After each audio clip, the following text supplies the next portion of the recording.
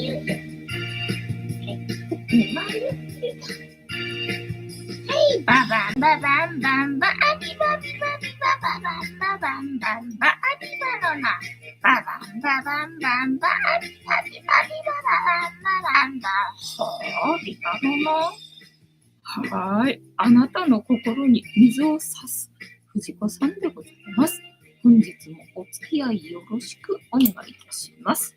この番組はお休み前の約1時間、10時5分ぐらいから11時ぐらいまでの間、皆様と楽しい時間を共有して、いい夢見れるライブを目指しておりますので、皆様積極的に参加してくださいませ。で、番組の前半はこのようににゃんこにカリカリとシーバを用意しておりますので、猫の姿がそこそこ楽しめると思いますので、猫目的で参加される方は、ぜひ番組の冒頭にスマホを握りしめ、パソコンの画面にかぶりつき、息も止めて瞬きもせず、ご視聴いただくことをお勧めしておりますよ。そして、そのままくたばらないようにご注意くださいませ。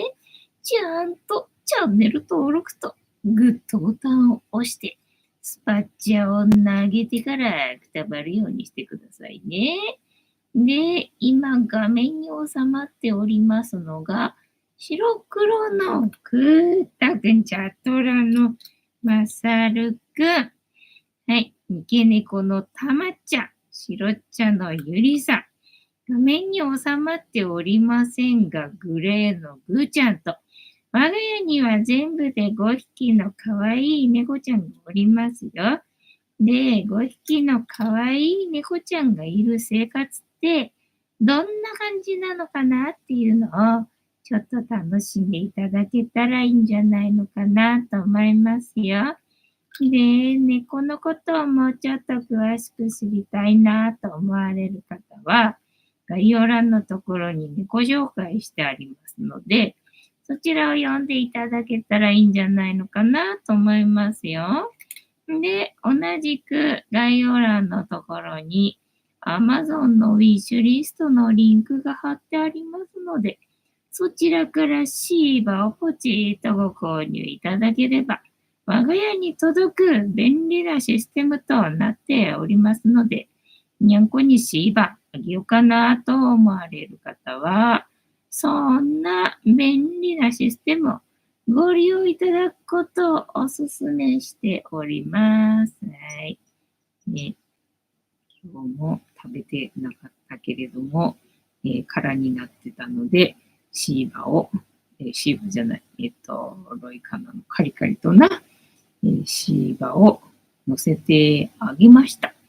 そしてヒーターは今日はついてなかったんだけど、猫寄せのために今つけましたよって感じ。なんか天気予報によるとどんどん気温が下がってってね、なんか夕方ぐらいにすごい寒くなってきて、で明日はなんか寒いみたいじゃんか。だからまあ明日は寒いかもしれないんだけどね、今日はまだ昨日の余韻があってそんな寒くなかったんで、ヒーターはつけずに過ごしておりましたよ。でもにゃんこはやっぱりヒーターがつくとヒーターの前に集合するんだな。かわいいな。はい。というわけで、1日1個猫に関してのお話も、しませんので、これから皆様と一緒に乾杯しようと思いますので、お付き合いよろしくお願いいたします。で、乾杯の時にジャスティースって言いますので、一緒に言っていただけると嬉しいです。はい。では、行きますよ。せーの。ジャスティース。はい。にゃんこたち。もういないね、ジャスティース。今日は、塩入りの白湯だよ。いろいろと食べ物の数が食べ物の数が急に、目に入って気になったよ。暗がりにいるからないつもな。全然気づかなかったけど、今はね、ライブで明るくなったから、久々にだから明るくなったのかな、ここな。まあ、テーブルは昨日かなんか拭いたはずだけど、さっき食べてたパスタだ。気になったよって感じだ。はい。カニタさん、ジャスティス、こんばんは。ボスは本日もお付き合いよろしくお願いいたします。そういえば昨日のライブは直前にね、中止、休止になりまして、皆様、投稿にメッセージをくださいまして、ありがとうございました。寝てましたっていう感じな。で、さっきまで動画編集してましたっていう感じでな。返信は明日あたりにするのかなみたいな感じでございますよ。急にね、PP のやつね。PP のやつよ。なんかね、8時前ぐらいから、なんかちょっとお腹がね、様子おかしいなっていう感じだったんだけども、でもまあほら、プレミアだからね、画面に映ってるわけではないからさ、まあなんとかそりゃこなせるんだけどさ、ライブはさ、ほら、他になんかまだ出演者がいて、その人がさ、繋いでくれるとかならまだできっけどさ、突然、すいません、ちょっとトイレ行くっつって、それっきり帰ってこないとか。ねえ、もうどうしたらいいのってことになっちゃうじゃんか。ちょっとこれはあれだね、無理。無理だね、みたいな感じで、急遽ね、お休みしましたよってね、感じでございますよ。でさ、一昨日かな、昨日は結局まあ PP の感じのお腹の痛さがあったんだけど、結局 PP はなかったんだな。で一昨日はPP だったわけ。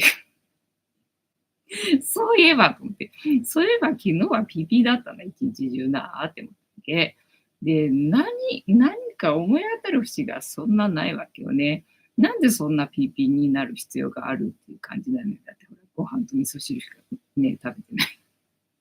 ほぼご飯と味噌汁しか食べてないような生活でさ、まあ、たまにちょっとね、なんか食べたりとか、だから昨日でいうところだと、ゼリーもらったんでさ、まあ、ゼリー食べたりとか、あとパンもらったんでね、パン食べたりとか、最近ほら、パンとかゼリーとか食べてなかったから、もう本当はご飯と味噌汁みたいな生活だからさ、ご飯、味噌汁、ぬか漬けみたいなね、生活だから、たまにそんなちょっと食べたぐらいでさ、まあだからね、普段食べてないから、まあピーピーになったのかなっていうのはさ、あるけどさ、にしたってここまでピーピーになる必要なくねっていうぐらいさ、今までだってさ、今までの人生でこんなん散々食ってきたのにさ、なんでそこまでピーピーになるのっていうね。もう思い、なんだ、節がなかったわけよ。なんでっていうね、これだろうなっていうのがね。そしたらね、なんかね、新月の時って、ピーピーになる人多いらしいんだよね。知らなかったと思って、そうなのかと思ってさ、じゃあ私もそれかと思ってさ、そういうことならまあわかるよと思って、なんかね、新月だったらしいんだよね、おととい。なんかそれで、ね、皆さん PP だったらしくて、そっか、新月だからなのか。まあよくね、PP になることはあるんだけど、なんでかなってやっぱりね、思うことが多かったんだけど、そっか、新月になると PP になってるんだとしたら、まあ話もわかるわ、みたいなね、感じでございました。どうしたか大丈夫かな。ガイダさん、PP 受けるね。そうなのよ。ただほら、お腹痛いぐらいだったら別にさ、座ってるだけだからさ、って感じなんだけど、いや、これはちょっとあれみたいな。座ってらんないかも、みたいなね、状態だったけどね。ヨッシーさん、ピーピーなら猫にシーバを与え、しばらく猫鑑賞していてください。でも良いかと思います。いや、永遠と戻って永遠と戻ってこないと思うよ、みたいなね。そんな感じよ。で、結局寝てたしね、昨日ね。休ませてもらって、ありがとうございましたっていうね、感じよ。で、何の話すればよかったんだっけ。あ、そうそうそう。だから1週間、結局だからね、あっという間だったけどさ、私の中ではさ、そんな休んだかねっていうぐらいなね、期間だったけど、1週間ぐらい休んだってことよね。この前髪切ってから。ね、それっきりだからさ、ね、先週だもんな、髪切ったのな。1週間ぐらい休んだんだねって感じなんだけどさ。父のパートナーが亡くなり、で、その後私は、広島に行き、で、帰ってきて、で、そのパートナーの人のね、お別れ会があり、で、それが済んで、で、今週ね、やるべきことは、とりあえず一段落したなと思った瞬間に、今度はぐーちゃんが歩けなくなって、もうね、それがショックでさ、でね、なんかいろいろとほら、ね、パートナーの人もね、よくしてもらったから、私もさ、っていう感じでちょっとショックみたいなところがあったんで、ね、なんか、で、まあ、父もね、多分ね、寝れてないだろうし、みたいのもあったんでさ、なんか疲れてるんだろうな、みたいのがあって、なんか自分もそれで伝染してるのか知らんけど、みたいな、ね、うっすら疲労感的なものあり、で、お出かけして、ね、で、帰ってきて、で、今度はもう、ぐーちゃんが動けなくて、もうね、それでショックで、眠れず、みたいな。なんかうっすら眠れず、みたいなのがずっと続いてて、で、なんか疲労がね、溜まって、で、一日、まあ、動画の編集もしなきゃいけなかったんで、まあ、動画の編集しつつね、お休みして、みたいな感じだったんだよね。で、昨日ようやく、まあね、一段落ついたからと思って。で、じゃあライブやるかと思ったら、今度 PP で。もうなのよ、みたいなね、感じでございましたよ。まあ、おかげで動画で、今週も上げることができたからよかったけどさ、っていう感じな。にゃんこの動画上げてないからな。にゃんこの動画しばらく上げてねえな、みたいなね。だからせっかくこの前上げた動画もさ、なんだっけ、著作権じゃなくて、なんかね、また音楽使ったんだけど、その使った音楽の人が、なんかその、なんだろうな、動画を消したか、そのね、音楽を使うのを許可しなくなったかみたいな、そんな感じで、使えなくなって、で、動画がね、まあ削除っていうか、停止っていうか、非公開になっちゃって、せっかくようやく上げたと思ったのに、もうなんだよ、みたいなね、感じで、ちょっとがっかりな。つしさん、PP の原因は悪いものでも食べました。新月だからだよって話したんだよな、さっきな。で、にゃんこのあれだ、キャットホイールな。キャットホイール、あれでみんなね、リスみたいにカラカラカラカラ回して走って遊ぶっていうことはまあないんだけど、みんなのね、お気に入りの爪研ぎになってるよね。お気に入りの爪研ぎになってるけど、まあ、ぐーちゃんはあんま見てないかな。そう、ぐーちゃんが突然ね、だからその、お別れ会終わって帰ってきて、一段落したなと思った瞬間、夕方ね、夕方、ぐーちゃんの後ろ足が動かなくなって、だからここの段差がさ、越えられなくなっちゃって、で、あっちにトイレがあるんだけどさ、でね、最近タッチションするから、この手前の方におしっこがシャーシャーくるんで、後ろ前逆にしてさ、壁の高い方を手前にしてたよね、今の状態ね。でもその壁が越えられなくなっちゃってさ、ぐっちゃんが。だから、それじゃあかわいそうだなと思って、そうで、夜中ね、やっぱりトイレに降りて、起きてね、あっちに行ったきり、帰ってこなかったんだよね。で、帰ってこないなと思って。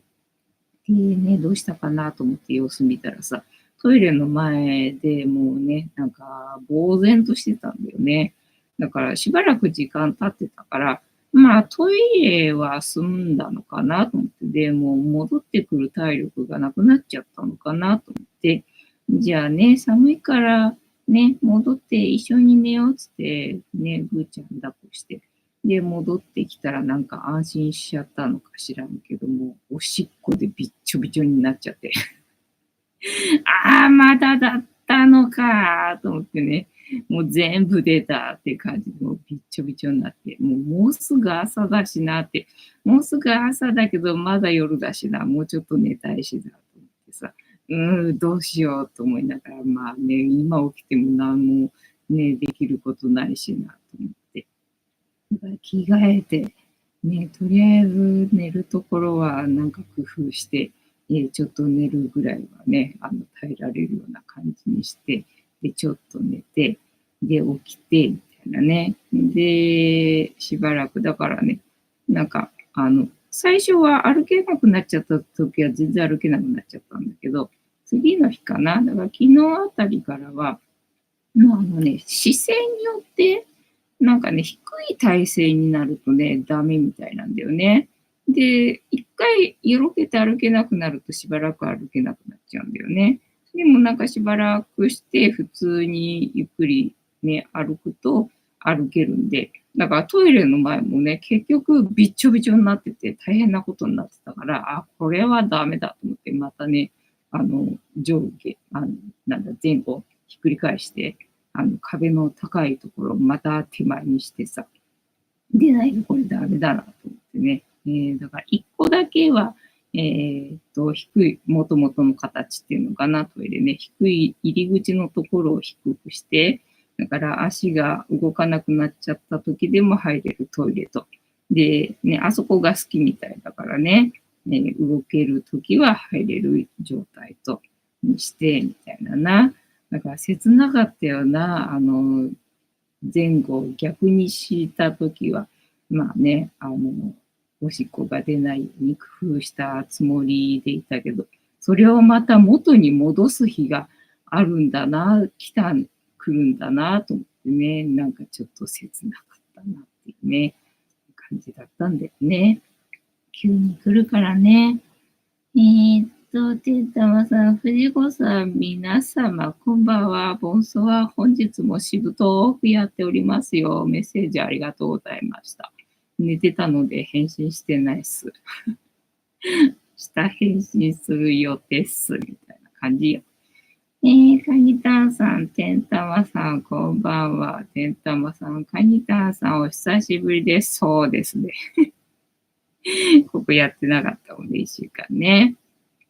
そうで、ぐいちゃんが、こたつの中もなかなか入れなかったりとかしてさ、ここで寝てたりとかしてて、私座る場所ないんですけど、みたいなね、感じでいたりとかしたんだけど、今日は入れてるから、今日は割とね、なんかムラがあるみたいで、ずっとこれから歩けなくなっちゃうのかと思っちゃってたからさ、そうではなくて、日によってみたいだからよかったよと思って、だから最初動けなくなっちゃった時はさ、どうしようと思ってショックで、どうしたらいいんだろうと思って。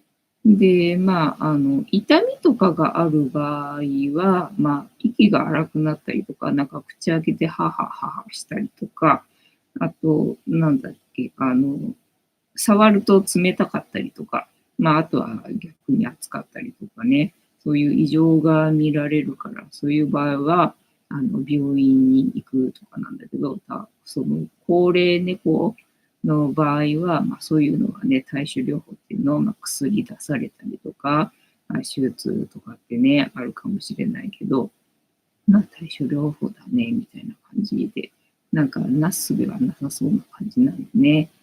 高齢猫を飼うっていうことだなって、そういう生活が私は始まるんだなと思ってな。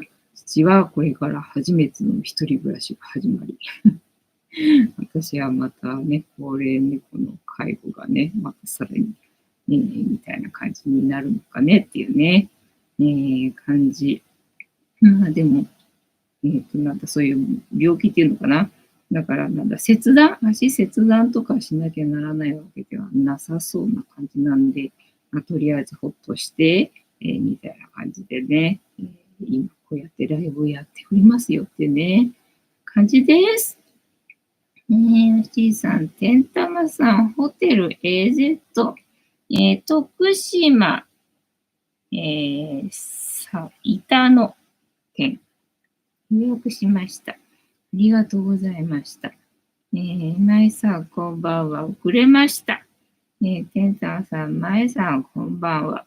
よしーさん、板の店まだ予約できるんですね。なんか、できないとかって言ってなかったっけ？違ったっけ？なんかわかんないけどな。あと何の話だ。それで今日はこたつの中ににゃんこ詰まってたんだよね。でこたつの中でさ、さっきマチョがさ、吐いたんだよね。で、もうそこで吐くんかいって感じで。でね、もう奥の方に詰まってっからさ、手が届かないとこで。で、みんな出てこないんだよ。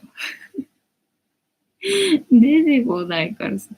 で、ね、なんかぐーちゃんの上に履かれたみたいで、ぐーちゃん出てきて、それと一緒にクータ出てきて、ね、奥にいたぐーちゃんが、ね、履かれた、汚れたぐーちゃんが奥から出てきて、で、閉めてっからさ、ここさ、こう、にゃんこが通れるとこだけ開けて、で、閉めてっからさ、もう、こう、汚れたぐーちゃんがここを通るからさ、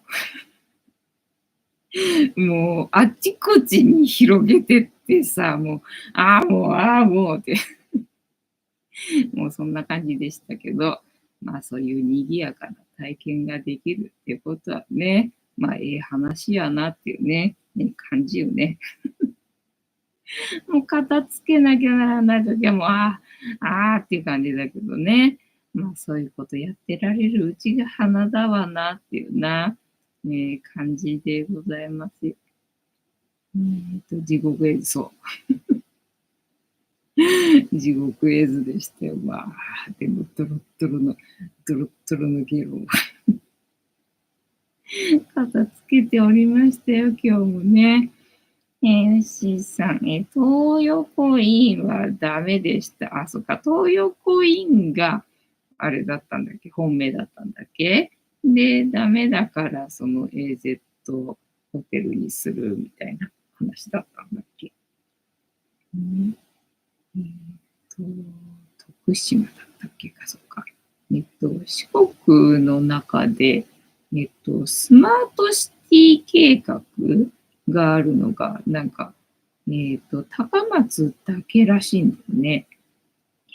とかってさ、ね、大体いろんなところいっぱいあって、なんか東京はなんか4カ所ぐらいあるらしいもんね。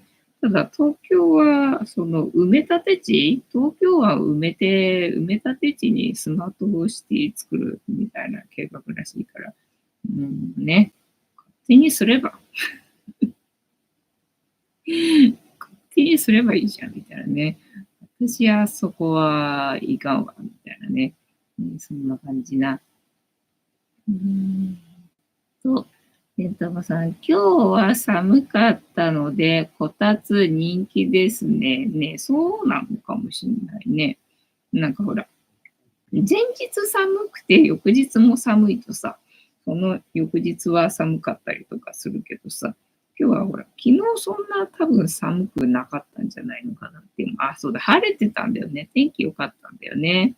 で、なんか今日から雨っぽかったからさ、まあ買い物行くなら、本当はね、昨日のうちに行った方が良かったっぽいけどと思いながら、昨日出かけなかったんだよな。確か、昨日も一歩も外に出なかったかな。で、今日も一歩も外に出なかったかな。まあ、一歩もっていうか、ゴミ出しはしたんだそう。ゴミ出しって言えばさ、土曜日にさ、あの、段ボール、資源ゴミ、天城府いっぱいもらったから。天城府いっぱいもらってるんでさ、まあ、段ボールのゴミがね、いっぱいあるので、それをさ、処分したいなと思ってさ、で、なかなか土曜日ね、ゴミ出す余裕がない時とか結構あって溜まっちゃうんだよね、いつの間にかね。で、そろそろ溜まったし、で、今日はね、寒くないし、晴れてるし、ゴミ出せんなと思ってさ、段ボールまとめてさ、出したんだよね。出したんだけど、なんかね、私の段ボールのゴミだけね、持ってってくれなかったんだよね。なんでと思って。ただまあね、その資源ゴミの日、缶とか瓶とかペットボトルのゴミは出てんだけど、その段ボールのゴミが一個もなかったんだよね。だから、あれと思って、なんか間違えたっけと思って。いや、でも資源ゴミの日だから、間違ってないよね、と思って。で、出したんだよね。だからたまたま今日は段ボールのゴミは出す人が他にいなかったっていうだけかもなと思って、で、普通に出したんだよ。そしたらなんか持ってってもらえなくてさ、なんか昨日置いてあって、と思って、ただその間違ってたりとかすると張り紙されるんだよね。これは、何曜日ですみたいな感じで。なんか持って帰れよ的な感じでさ、なんかデカデカと赤い文字で書かれた紙が大概貼られたりとかするんだけど、なんかそれなしでそのままずーっと置かれてるから、だから多分おそらく間違ってないから、ね、でも持ってってくれてないし、まあしょうがないから間違ってないから置いとくかみたいな感じで、で置かれてると思うんだよね。で、今日ほら雨だったじゃんか。で、そのまま置かれっぱなしでさ、もうびっちょびちょになってて、もう何これみたいなね、感じよ。だからそのまま置いた感じで置いといてくれれば、そんなあんまりひどい感じっていうんじゃないんだけど、なんかね、移動されてるっていうのかな。なんかほら、縦にして出したのにさ、なんかもう横に倒されてっていうのもう一番広がった状態で、道路に広がった状態でさ、置かれてて、で、ね、今日大雨だったから朝さ、もうびっちょびちょになってて、なんで、なんでそういうことになるのみたいなね、悲しい、悲しい感じだったね。きっとあの段ボール未だに外に出てるんだろうと思うけどさ、おそらくな。わかんない。今日のあれかな、ゴミで回収してくれてればいいけど、みたいなね、感じ。外出て、外出てないのでね、それっきりね、ゴミ出ししたっきりね。東横インは今月12日に阿波踊り初日の一般予約が、パソコン、今月12日。カニタさん、段ボールだけ早朝に回収に来たのではそうだから多分そうなんだと思うんだよね。間違ってたら張り紙貼られるし、で、張り紙貼られてないで置かれてるっていうことは、ね、きっと間違ってはないんだけど、回収は来なかったね、みたいな。みんなどうしたらいいのかわかんない状態なんだと思うんだよね。ねえ、MC さん、東横インは競争が激しいので、そうなんだ。ホテル AZ で十分です。AZ と東横って同じような感じではないの？違うの？初めて阿波踊り、見れるのは今から楽しみですね。楽しみがあっていいよな。ケンタマさん、悲しい光景ですね。そうそうそう。だからさ、いつも、その、マイバスに買い物行くときさ、まあ、そこがゴミ置き場なんだけど、そこゴミ置き場なんだけど、ね、なんか、ゴミがちゃんと回収されてると、今日も持ってってもらえてよかったって、ね、無事に今日も回収されててよかったっていつも思うわけよ。ゴミが何にもなくなってる時にね、持ってってくれてね、ありがとうございますっていう感じで、で、マイバスに買い物行くんだよね。残ってるとね、もうほんとショックで。ほんとショックで、しかも今日の場合はさ、雨でびっちょびちょになってっからさ、もうなんでそこまでされなきゃならないのっていうね、もう本当に悲しいね、光景でございましたね。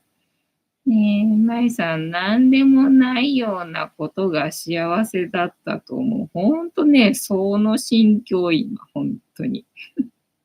ねえ、もうぐーちゃんが、ただ普通に歩けるだけで、よかったってね、だからぐーちゃんがトイレから無事戻ってきて、で、この高さをね、越えてね、こたつの中に自力で入って、昨日だったっけ、一昨日だったっけは自力で入れなかったんだよね。で、私がこたつの中に入れてやろうかなと思ったんだけど、まあ、それはそれでちょっと痛いだか、なんか嫌な感じがするみたいだったんだよ。だから、ダメかと思ってね。なんかこたつの中には入りたそうだけど、ね、なんか入れられるのもちょっと嫌だみたいな。しょうがなくてここにいるよみたいなね、状態だったから、もう普通に今まで通りね、何も気にせず動画の編集に没頭できる日々が幸せだったな、みたいなね、感じがするよ。吉井さん、東横インは徒歩圏に、阿波踊りが見れるのですが、AZ は JR で、なるほどね。4、5駅移動が必要です。なるほど。それはかなりちょっとあれだね。まあ、どうせ電車乗るんだったら4、5駅ぐらいは別にね、乗ってもいいかって感じね。なんか、たった一駅だと、ちょっとね、イラッとするけどな。まあ、4、5駅だったら逆にね、まあ、そういうもんか、みたいな感じよな。さらに、一田の駅から徒歩13分。そうなのね。吉野川を渡らないといけません。なるほど。それはちょっとしんどいね。まだね、駅からすぐだったら、まあいいけどね、さらにそっか、徒歩13分はなかなかだね。川渡るっていうのかな、そう。だから広島行ったんだよね、今週ね。今週じゃない、先週か。広島行って、で、一泊したんだよね。で、東横インに初めて泊まったわけよね。で、それが駅から徒歩、やっぱりね、8分とかかかれてた気がするんだよね。で、そう、だから歩くから天気ね、雪だったら嫌だ。雪だったらちょっと困ると思って。で、天気調べたんだよね。そしたらさ、広島のがやっぱりさ、東京より寒いんだよ。と思って。寒いなぁと思ってさ。で、しかもほら、夜だからね。夜知らないところだしさ。で、寒いっていうだけでも嫌なのにさ。ただまあね、雪は降らなそうだった。だから前日だか前々日はなんか広島雪だったらしいんで、雪降ったん嘘とか思って。だからまだ雪残ってるぐらいの勢いで、なんかだいぶ降ったっぽい感じだったんだよね。だから、もしかして長靴履かなきゃいけないのねとかって思って。まあでも、いいやと思って、降ってないならいいやと思ってさ。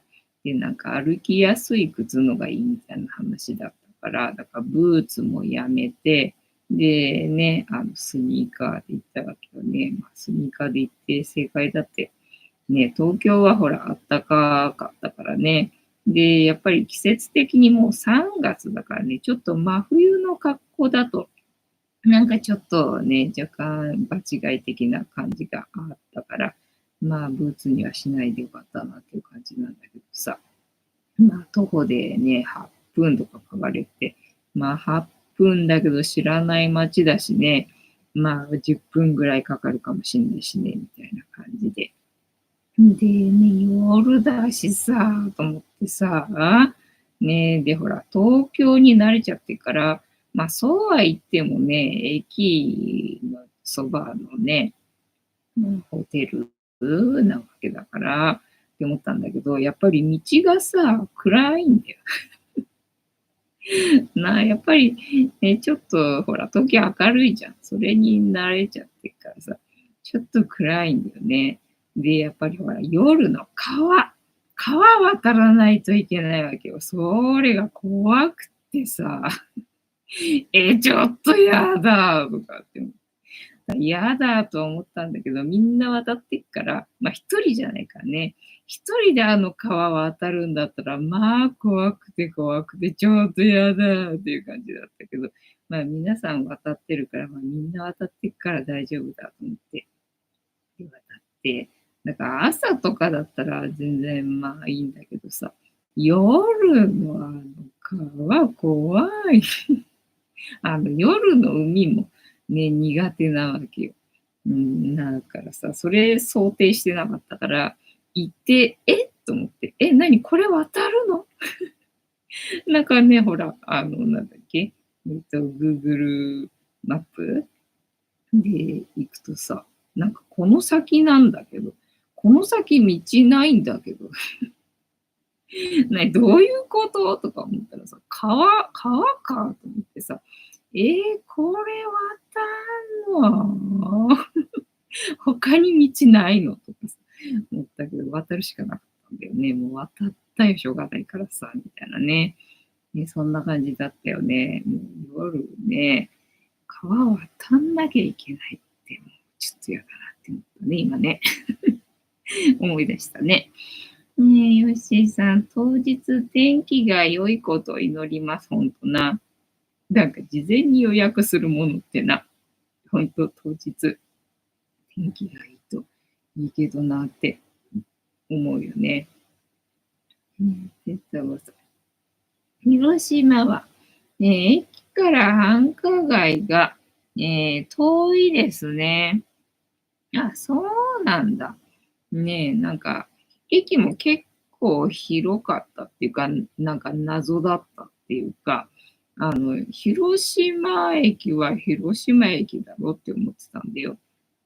だけどなんか新幹線口っていうのがなんかあって、で、だからなんかね、新幹線口となんか広島駅はなんか別の駅なのかなっていう感じの案内だったんだよね。だからと思って、そのリムジンバスで、広島駅まで行くじゃん。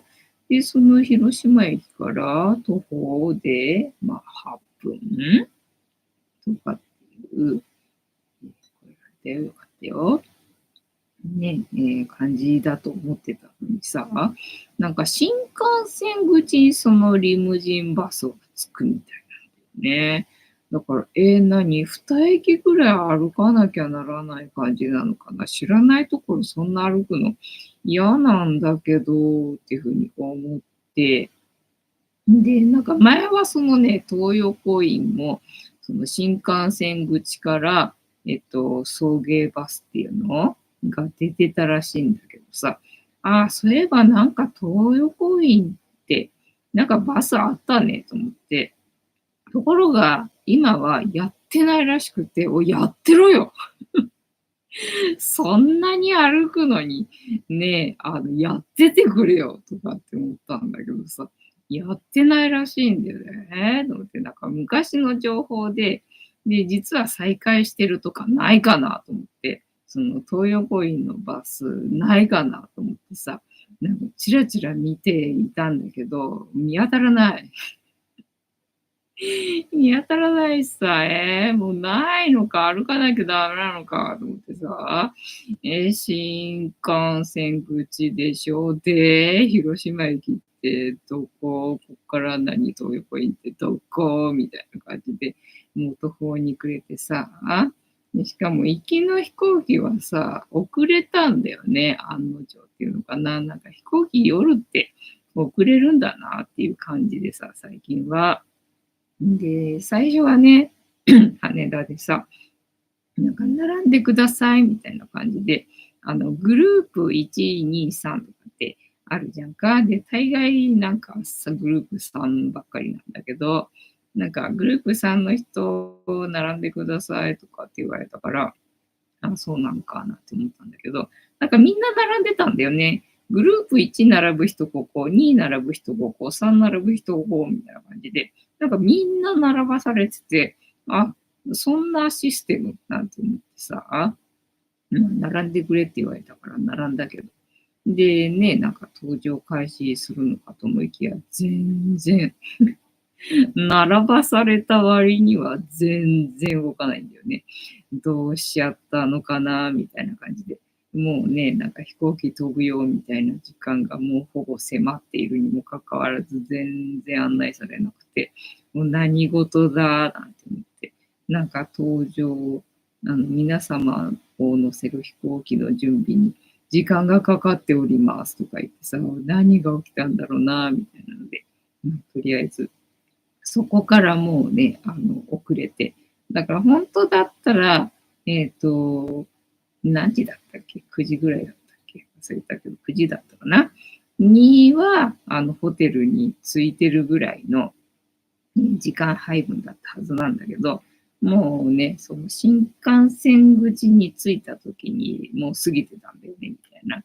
そんな状態だったんだよね。だからほら、夜もさ、遅いし、もうさ、送迎バスやってるよ。なんでやってないのみたいなね、感じだったよな。とりあえず行きましたけど、っていうね、感じでございました。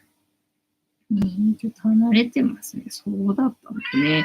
そう、だから多分行きづらいんだと思うんだよね。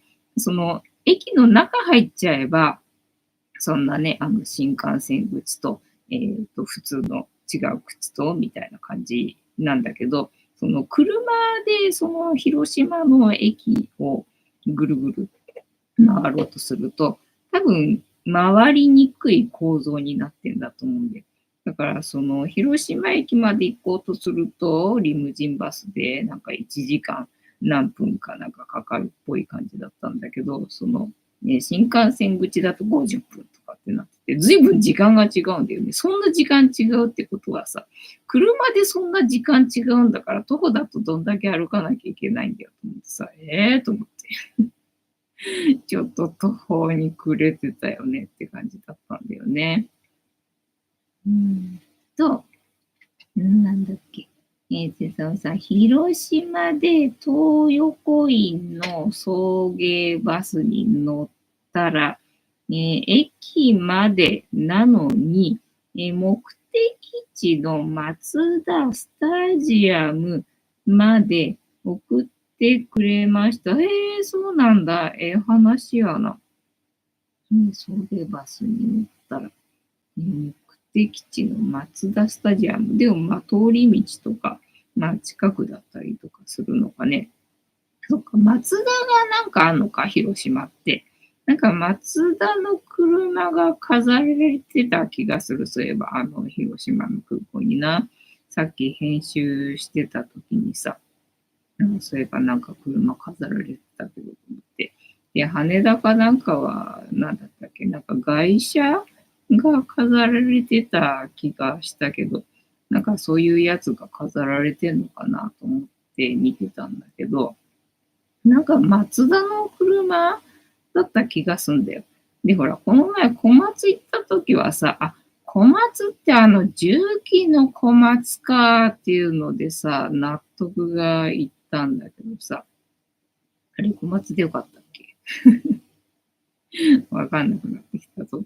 松田と小松が混じってしまって。いいんだよな。小松菜の小松だからいいんだよな。そう、重機の小松。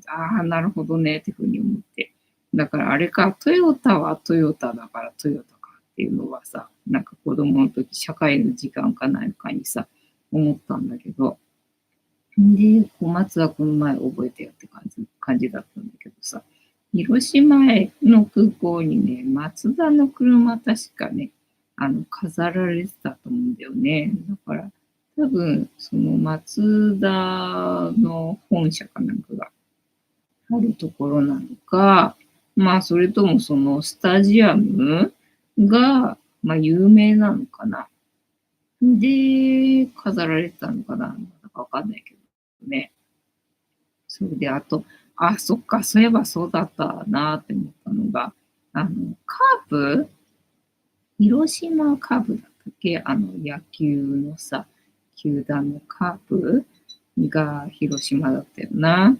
だから、カープのグッズがあって、で、大体カラーリングは赤にすることがどうも多いっぽくってさ、広島の空港のね、なんかね、赤いのが多かったかなって感じで、で、そうかと思って。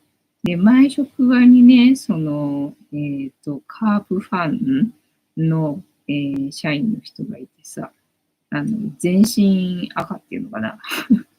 だから普段は、その職場の服を着てるから、ね、カープファンとかっていうのはわかんないんだけど、夏休みの時にね、研修をやるんだね。で、研修をやるときは、その仕事の人は、どっちでもよかったのかな。私服でもいいし、私服めんどくさいっていう人は、逆にその職場のね、服装で参加したりとか、してる人もいた。だから半々ぐらいだったかなっていう感じなんだけど、私服でね、そのカープファンの人が来るんで、そうするとね、全身真っ赤、全身真っ赤で、なんかどうやらカープファンらしいんだよね。で、そうなんだと思ってさ、カープファンの人ってそういうもんらしいっていうことをその時にさ、学んだんだけど、なんかそれを思い出してさ、あーってね、そっか、広島かっていうのをね、覚えてよ。だからやっぱりな、行くといろいろと覚えるからね、いいよなって思った。うん。どうなんだっけ。テンタマさん、マツダスタジアムはとても綺麗な球場ですよ。ああ、そうなんだ。じゃあ、あれか、マツダで、その、広島カープが、野球をやってるのか。そういえばなんだっけ、つば九郎が亡くなったんだっけ。あんまりほら知らないんだけど、スポーツわからないし、ね、テレビも見てないからあんまりわからないんだけど、あれ、ドアラと一緒にさ、なんかネタっていうか、出てなんかやったりとかしてたじゃんか。で、ドアラは動きがね、独特だけれども、なんか、つば九郎はつば九郎で、フリップ芸っていうのをやってたらしいじゃん。やってた確かに見たことある気がするっていうふうに思ったんだけど、なんか亡くなったらしいよね。で、フリップ芸がもう見れないのかっていうコメントを見て、いや、そうなのかと思って。中の人って一人だけなんだ。一人だけなんだなと思ってね。なんか一人じゃなければ別にまた見れるんだろうしねって思ったけど、じゃあ何つば九郎はもう、あれ中の人を新しく、なんかね、雇うなり、なんなりするか。それともね、そのままつば九郎はなくなりましたよっていうことで、またね、別のキャラクターにするのか、何なのか。ね。で、あとはなんだっけ。ミノモンタさんが亡くなったんだっけ。なんだっけ、キンジストロフィーだったんだっけ。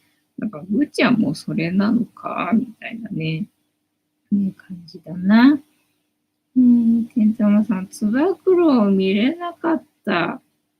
じゃあ、やっぱり野球場には全国でね、点々とっていうのかな、登場したりとかするのかね。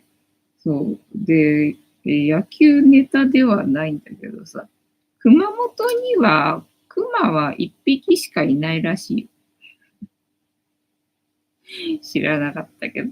ね、熊本には熊も一匹しかいないらしくって。なんか熊本には熊出ないんだってね。なんでだったっけな。なんでだったかなんか聞いた気がするけど、とにかく熊本には熊は一匹しかいないっていうのを、ね、聞いて、そうだったんだっていうのが、なんかね、印象に残っちゃって、なんでだったかっていうのは忘れちゃったな。ねえ、しーさん、広島は、若子酒で知ったお好み焼き屋さんで、そう、お好み焼き屋さんしかなかった。お好み焼き屋さんしかなかったよね。ラーメン屋もあったか。ご飯食べたかったんだけど、ご飯食べれなかったね、広島ね。若子酒で知ったお好み焼き屋さんで、ウニクレソンを食べました。ウニか。とても美味しかったです。ウニとクレソンを一緒に焼くだけですが、とても美味しいです。合うんだね。藤子さんもチャンスがあれば食べてほしいです。なるほどな。テダンさん、トラッキーや、スライリーは何度も見てますが、スバクロウは神宮球場まで行かないと見れなかった。ああ、そうなんだ。じゃあやっぱりどこでも見れるわけじゃないんだ。この子はここみたいな感じになるんだ。トラッキーとかスライリーわかんない。見ればわかんのかな。トラッキーとかスライリーわかんねえな。牛さん、九州中でもクマも一匹だ。あ、そうなんだ。あ、九州にはクマ出ないんだ。クマってあれか、寒いところに出るのか。ねえ、そういうことだったかもしれない。そっか、九州中でもクマも一匹だけだったんだ。知らなかった。教えてくれてありがとうございます。そうなんだ。九州クマ出ないんだね。じゃあ、あれか、クマ食べたいとか言ってる、東出さんだったっけ。東出さんは、あれか、寒い地域に住んでるってことだな。そしたらな。ウニクレソン美味しそうね。ウニを火にかけるってあんまり、なんか、印象にないっていうか、ね、そんな感じするけど。でも焼いてんだよね。そうだよね。まあ、焼きがないわけではないから、なんとなくウニって生で食べるもんじゃないのっていうふうに思ってたんでさ。ね、クレソンと焼くとは想像したことなかったね。トラッキー、トラッキー、あれ、トラッキーぬいぐるみトラッキー、あ、トラッキーわかんない。これ初めて見た。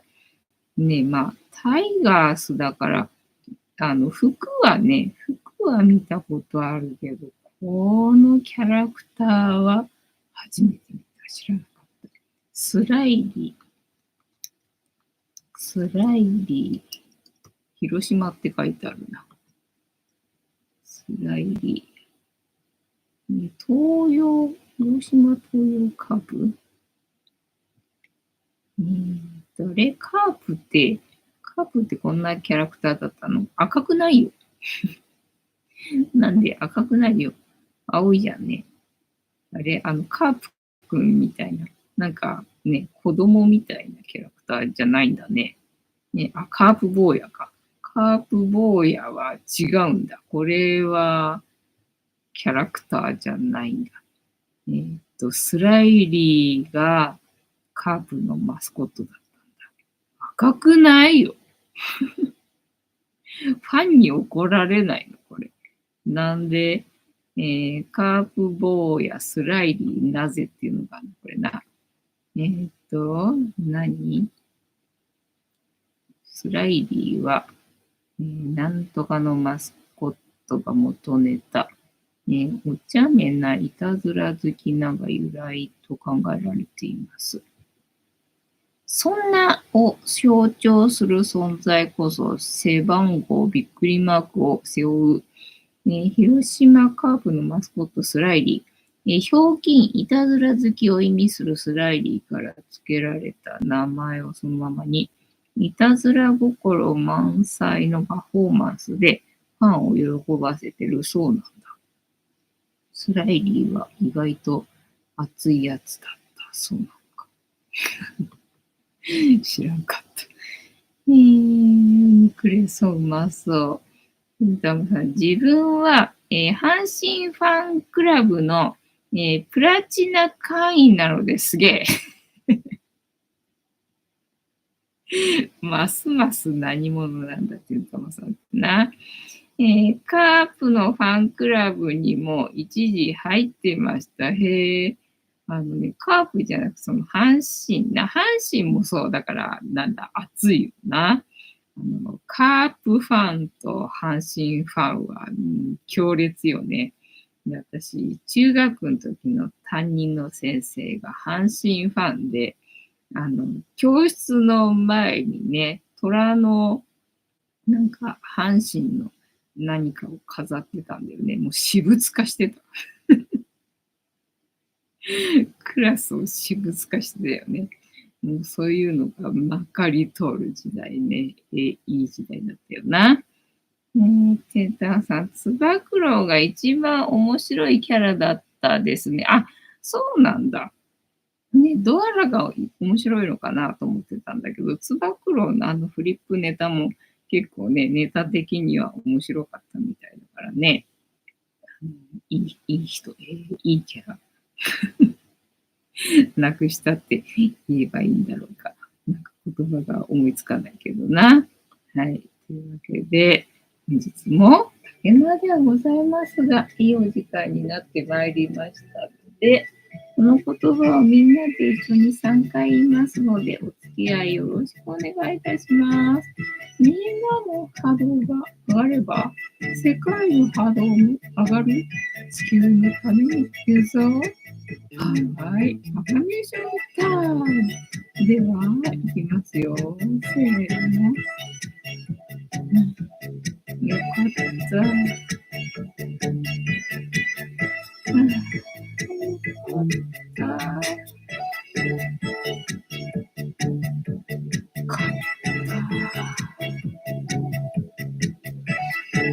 山さん、それは虎党の鏡、そう。何かっちゃ、なんかね、なんだ、絡んでた。だから、なんだ、宿題忘れたら、なんか、その虎がなんとかみたいな感じで、なんか、半身になんかね、絡んでたよな。手沢さん、ライブ復活してよかったね。みんなが来てくれてよかった。よしさん、うおーよ、よかった。よかったね。カイタさん、ぐーちゃん、調子良さそうでよかったね。ご飯食べには出てこなかったけど、ね、歩ってたもんね、さっきね。よかったよね。はい。というわけで、本日もお付き合いありがとうございました。次回も見てくれるかな？はーい。いいとも。じゃんけんぽい。はい。ではでは、いい夢見てね。おやすみなさい。バイなら。